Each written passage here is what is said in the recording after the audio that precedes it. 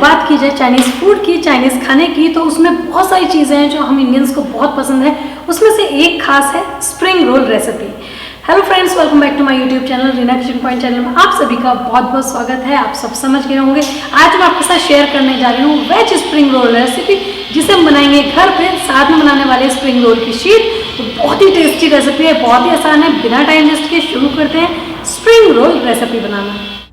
अक्सर हमारे मन में ये ख्याल होता है कि हम लोग क्या मार्केट से बेस्ट स्प्रिंग रोल घर में बना सकते हैं, क्योंकि कुछ रेसिपीज़ ऐसी होती है जो कि मार्केट की ही हम और बच्चों को बहुत ज़्यादा पसंद होती है। लेकिन आज यकीनन अगर आप इस स्प्रिंग रोल की रेसिपी को घर पे बनाएंगे तो आपके ये डाउट्स भी क्लियर हो जाएंगे कि आप मार्केट की कुछ खास रेसिपियों को भी अपने किचन में अपने बच्चों के लिए हेल्दी तौर पे एकदम साफ़ सुथरे तरीके से बना सकते हैं और टेस्ट के साथ कोई कंप्रोमाइज़ नहीं।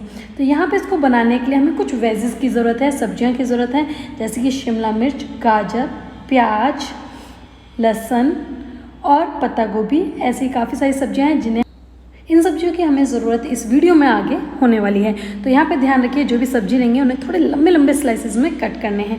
अब यहाँ पे हमें लेना है एक पैन और इसमें हम कर लेते हैं ऑयल लगभग 1 से 2 चम्मच। और हमने चाहिए बारीक चॉप किया हुआ लहसुन, जो कि इस अंदर स्टफिंग को बहुत ही अच्छा एक फ्लेवर देता है। तो यहाँ पे हमें लहसुन की 8 से 10 कलियों को बारीक चॉप कर लिया था। साथ में हम डालेंगे 2 हरी मिर्च को भी हमें बारीक चॉप करना है। साथ में हम यहाँ पर यूज़ कर रहे हैं लंबी स्लाइस की हुई प्याज, 1 प्याज ली है। तो इसे आप अच्छे से तेल में भून लीजिए। यहाँ पे कोई भी सब्जियों को हमें ज़्यादा नहीं सॉफ्ट करना है, हल्की हल्की कच्ची सी ही रखनी है, तभी ज़्यादा टेस्टी लगती है। तो शिमला मिर्च और गाजर जो कि थोड़े टाइट होते हैं, इन्हें पकने में समय लगता है, इन्हें भी ऐड कर देंगे।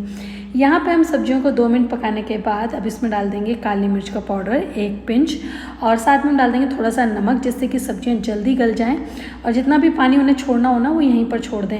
अब इसके बाद इसमें जाती हैं सॉसेस की बारी। तो मैं यहाँ ले रही हूँ शेज़वान सॉस, लगभग आप 1 चम्मच शेज़वान सॉस, 1 चम्मच चिली सॉस, साथ में यहाँ पर डाल रहे हैं सोया सॉस, लगभग 2 चम्मच। डार्क सोया सॉस है तो 1 चम्मच डालिए, अगर लाइट वाली है तो आप 2 चम्मच इसमें ऐड कर सकते हैं। और सॉसेस डालने के बाद अब इसे हम मिक्स कर देंगे वेजिस के साथ। सिर्फ हमें ये जो सब्जियां पकाने का प्रोसेस है ये 2 मिनट ही करना है, जैसे मैंने कहा ओवर कुक नहीं करनी है हमें। और इसके बाद इसमें जो पत्ता गोभी होती है वो सबसे लास्ट में जाती है, ये सबसे ज़रूरी होती है इस रेसिपी में, बहुत अच्छे टेस्ट देती है पत्ता गोभी। तो हमने आधी पत्ता गोभी ली है और इसे लंबे लंबे पीसेस में कट किया है और इसे हमें डाल के सिर्फ मिक्स करना है, पकाना नहीं है। और गैस की फ्लेम को तुरंत ही हम बंद कर देंगे, क्योंकि जो पत्ता गोभी है बहुत जल्दी पकती है, तो इसे हमें ओवर कुक बिल्कुल नहीं करना। यहाँ पे पत्ता गोभी होने के बाद हमने गैस की फ्लेम बंद कर दी थी और तुरंत ही इसे हमें निकाल लेंगे एक प्लेट के ऊपर। प्लेट के ऊपर हमें क्यों निकालना है इसे, क्योंकि हमें इसे तुरंत ही ठंडा करना होगा, नहीं तो नमक की वजह से पत्ता गोभी भी पानी छोड़ देगी। अब इसे प्लेट पे अच्छे से हम फैला लेंगे और इसे ठंडा कर लेंगे, रूम टेम्परेचर पर ले आएंगे। और जितना भी पानी है ना इसका वो सब कुछ ख़त्म हो चुका है। अब बेस्ट स्प्रिंग रोल बनने के लिए स्टफिंग तैयार है। अब बारी आती है स्प्रिंग रोल की शीट की, जो कि थोड़ा सा टफ लगता है सबको, लेकिन रियल में बिल्कुल भी टफ नहीं है, बहुत इजी प्रोसेस है। हमने डाला है आधा कप इसमें मैदा और 1/4 कप इसमें हमने डाला है कॉर्नफ्लावर। दोनों ही चीज़ों को ऐड करना है। आप चाहें तो दोनों को बराबर मात्रा में भी ले सकते हैं अगर आपको थोड़ा डाउट है, नहीं तो थोड़ा सा मैदा से कम रखना है कॉर्नफ्लावर। और इसमें हम डाल देंगे पानी, और पानी की मात्रा हमें लगभग इतनी डालनी है कि हम इसे एकदम पतला सा डो, बिल्कुल पतला, जितना पतला बनाएंगे उतनी ही पतली शीट बन के तैयार होती है, जितना गाढ़ा करेंगे उतनी ही गाढ़ी हो जाएगी शीट, यानी कि मोटी हो जाएगी। तो हम इसे थोड़ा पतला कर लेते हैं। अच्छे से आप इसे मिक्स कर लीजिए जिससे इसमें कोई भी गांठें नहीं रहे।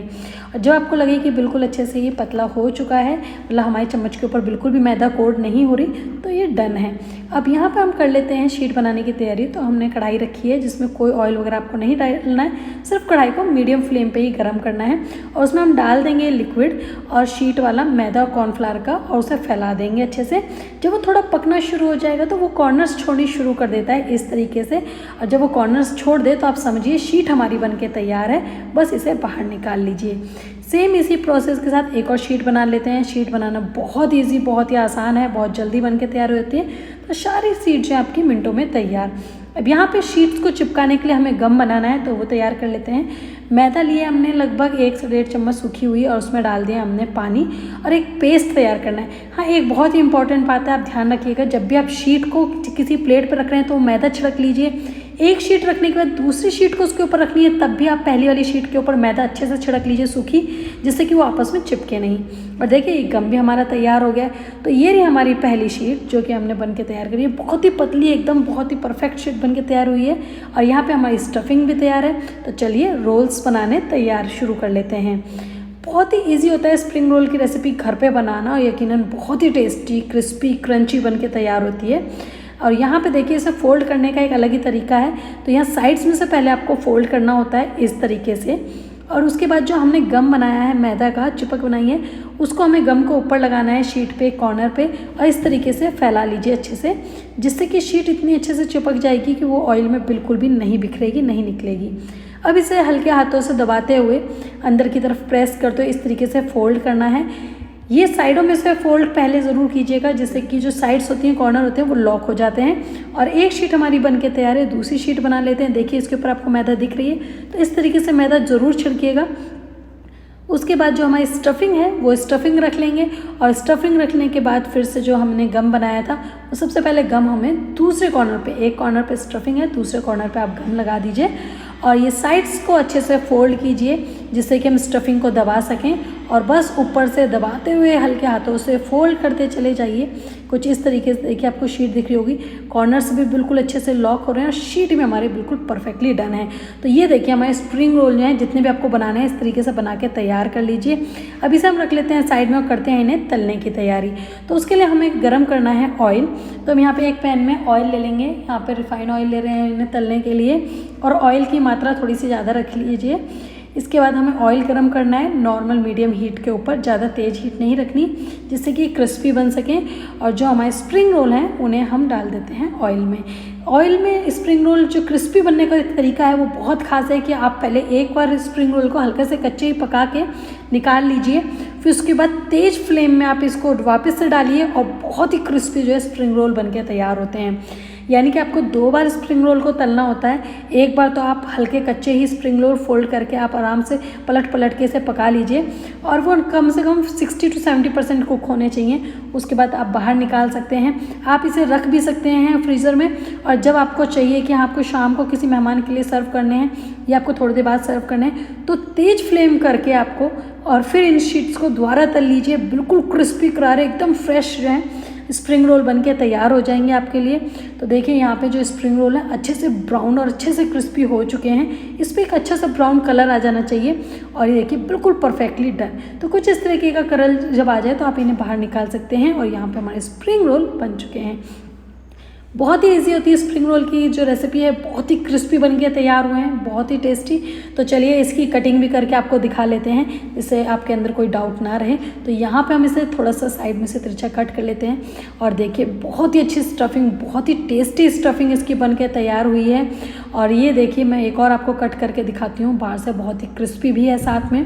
तो यहाँ पे स्प्रिंग रोल हमारे बिल्कुल डन है। और अब इसके बाद मैं आपको प्लेटिंग करके दिखाऊंगी, और मैं यहाँ पे जो इसके लिए सॉस यूज़ करने वाली हूँ वो बहुत ही सिंपल है बनानी। तो उसको सॉस को बनाने के लिए जो हम यहाँ पे यूज़ करेंगे, शेजवान चटनी और केचप का यूज़ करने वाले हैं। दोनों को 50% हम आपस में मिक्स कर लेंगे। 50% हमें केचप लेना है, 50% ही हमें शेजवान सॉस लेनी है, और दोनों को मिक्स कीजिए। और उस चटनी के साथ, ये देखिए चटनी भी तैयार है, इसके साथ जब आप स्प्रिंग रोल को सर्व करेंगे तो एक अलग ही टेस्ट होता है।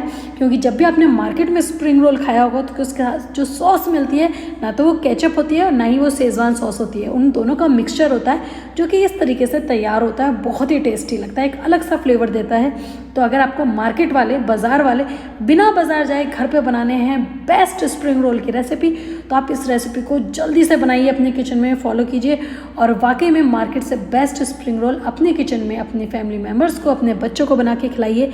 उससे होगा ये कि वो हेल्दी भी है, टेस्टी भी है, और बहुत ही ईजी है बनाना। वीडियो पसंद आए तो लाइक कीजिए, चैनल को सब्सक्राइब करना नहीं भूलिए। फिर मिलते हैं।